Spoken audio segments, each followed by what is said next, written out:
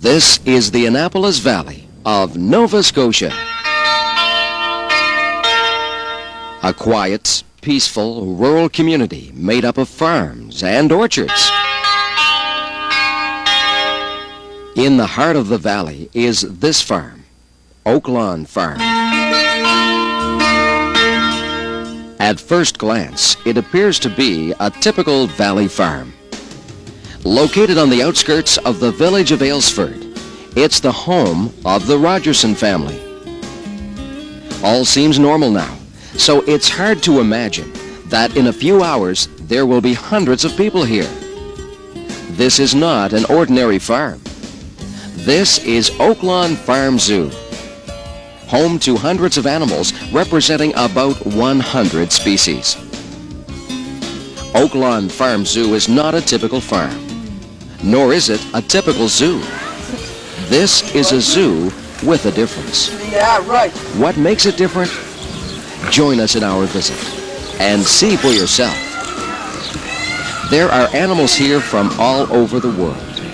Africa, India, South America, China, and Australia, to name but a few. There are birds, mammals, and reptiles. There are large animals, small animals, familiar animals, strange animals, and some very rare species.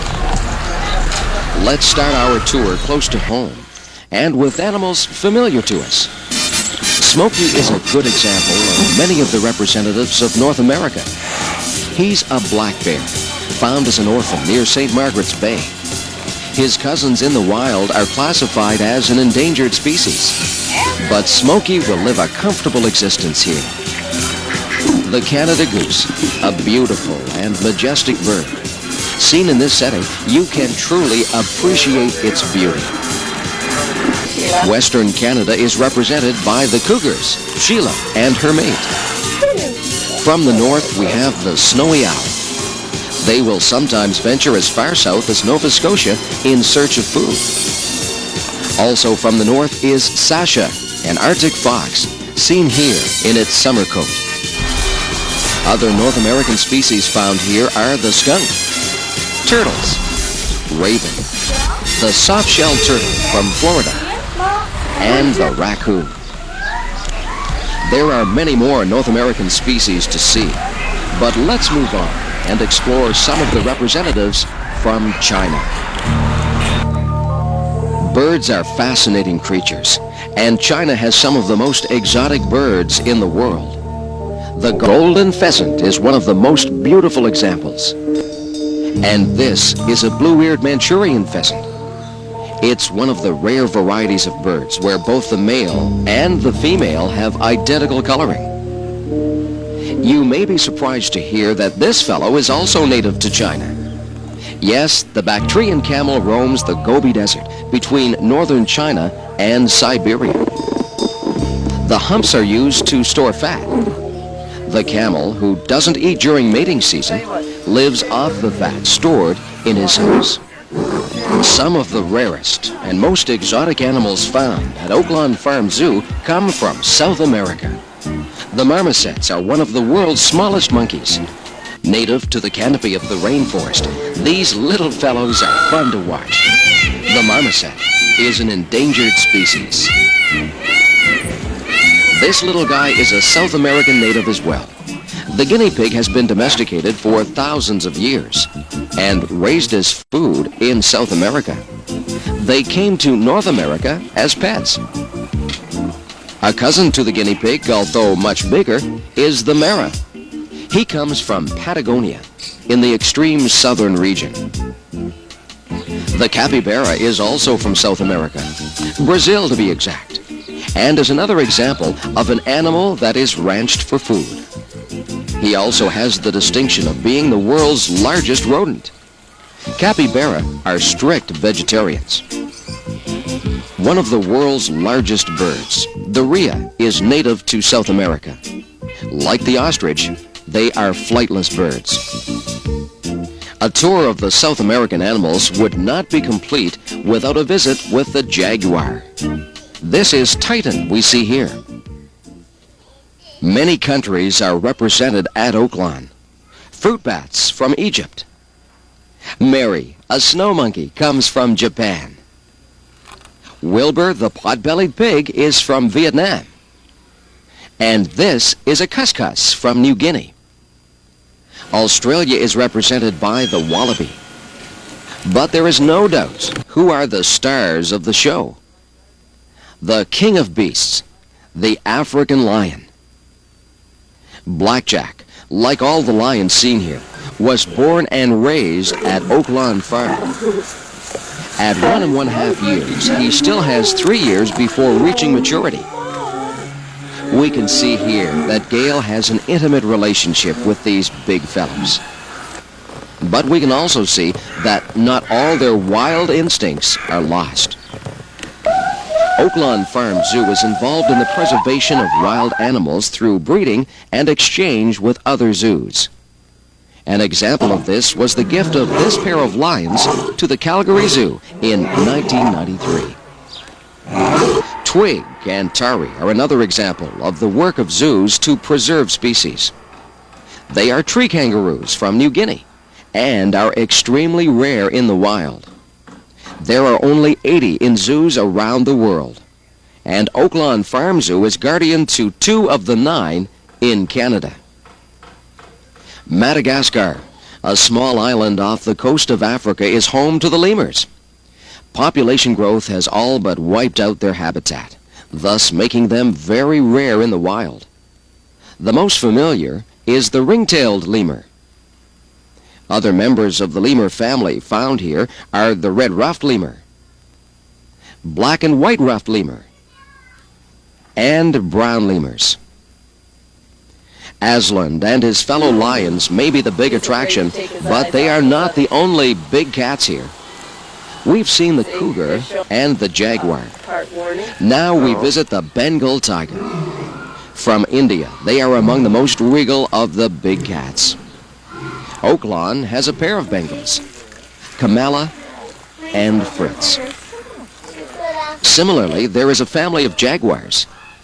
Spick and Span were born at the zoo last spring. These little guys are always on the go and don't give mother much rest. Raising a family at Oaklawn is not a prerogative of the big cats. Boo Boo and Zandor, proud gibbon parents, will be happy to show off Cam, their offspring. There are several gibbons at Oaklawn. They are also an endangered species. In the wild, they live in family groups, and the young will be cared for by the parents for 6 to 8 years. The smallest of the apes, the gibbons have been reduced from 35 to 5 subspecies in the last 20 years. Some animals are near extinction in the wild and can only be seen in zoos. The ferret is an example. The European ferrets, as well as his black-footed cousin from North America, are often kept as pets. A visit to Oaklawn is always interesting and educational, but above all, it's fun. You not only see the animals, but you can relate to them. In some cases, you can touch the animal, and some roam freely about the farm. Whether it's feeding the deer, a pony ride, or petting a llama, this is an exciting experience that kids don't soon forget. Through the various nature programs on TV, many are familiar with some of the animals here. But there is nothing like seeing for yourself. Even with the publicity given to the animal kingdom through TV documentaries, we're willing to bet there are some animals you'll see for the first time when you visit with us. How many have ever seen the muntjac deer? One of the smallest of the deer family. They are natives of Borneo. And what about the binturong? This strange animal is found in Southeast Asia, where its musk is used in the manufacture of perfume. Binturong translates into English as bearcat. Very appropriate, don't you think? A sharp eye is needed when touring this zoo, because not all the animals are official guests. Like this wild squirrel who wandered in for a free meal at the bird feeder. And this field mouse who has dropped by for a visit with the bats. Bullfrogs have moved in next to the lion pen. They're not threatened by the lions and feel safe from predators. Most of the time, the animals are quite tranquil, but on occasion, there are minor differences of opinion over territory or seniority at the dinner table. And then, there are some who believe the grass is greener on the other side of the fence. And isn't young love beautiful? Many people are fascinated by birds. If you're among these, you won't be disappointed. If it's big birds, there's the emu from Australia, the ostrich from Africa, or the rhea from South America. There are Egyptian geese, Polish hens, German spitzhopper, silky bantam from Japan. From India, we have the ringneck dove and the plumhead parakeet. From China, the silver pheasant and the buff cochin chicken. Diamond ducks, cockatiels, and the majestic black swan come from Australia.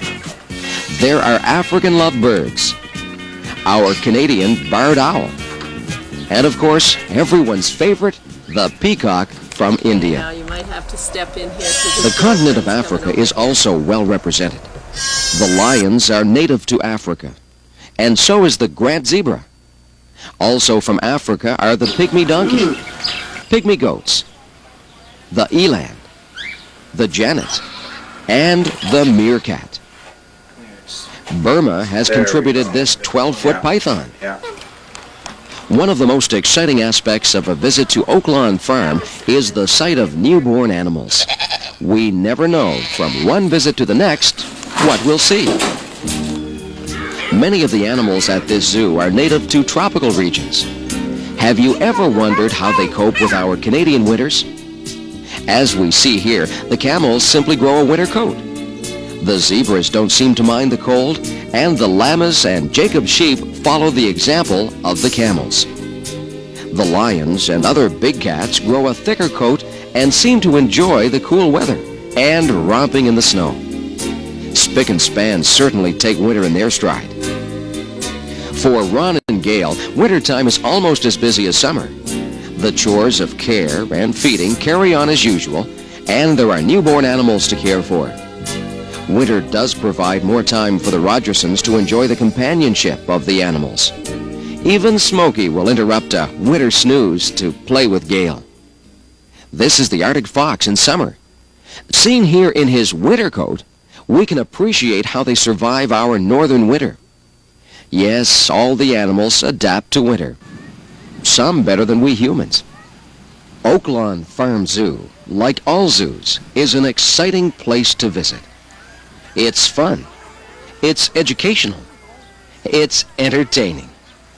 No wonder that sometimes we forget the reasons that zoos exist. Let's watch and listen. Another good question, Leanne. The animals come from other zoos, most of them from Canadian zoos, and then a lot have been born here.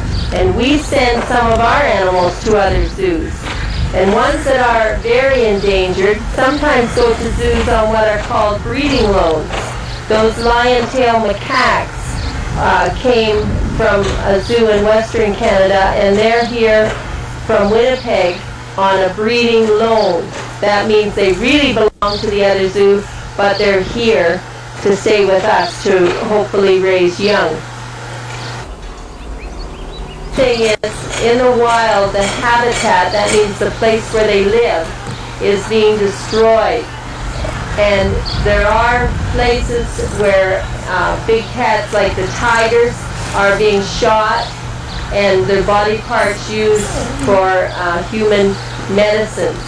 And soon the tigers will be completely gone in the wild.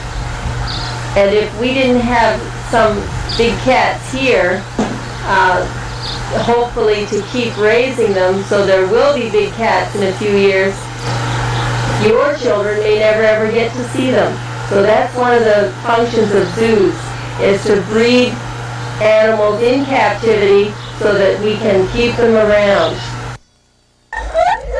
One is to educate people like you folks, and you wouldn't have a chance to see a lot of these animals ever. And in order to understand nature and in order to understand people, it's really important to understand animals. And this is a good place to learn. It's a lot better to be able to look at a big cat or a monkey in real life than to see it on TV. It's just not the same to see it on TV. Who would agree with that?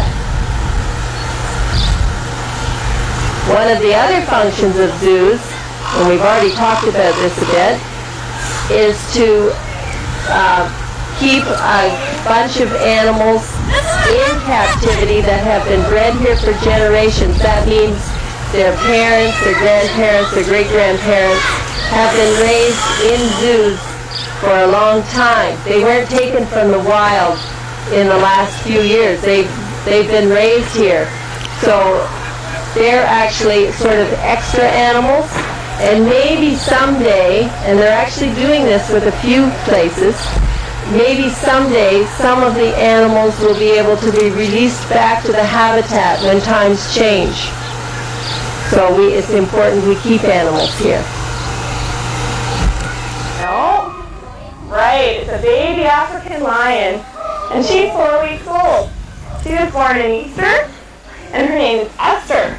Her name's Esther the lion, and she's just a baby. And what do you think this is? This is a hard one to guess. Hold it up for them. Hands up. Who knows? Right here. No. No. This one here. We're guessing this one. Any other guesses? Yes? No. It's not of the cat family. It's of the dog family. Okay, right here? Not a dog. No. Right here? No. He is a baby fox. It will come back. Yeah. Yeah.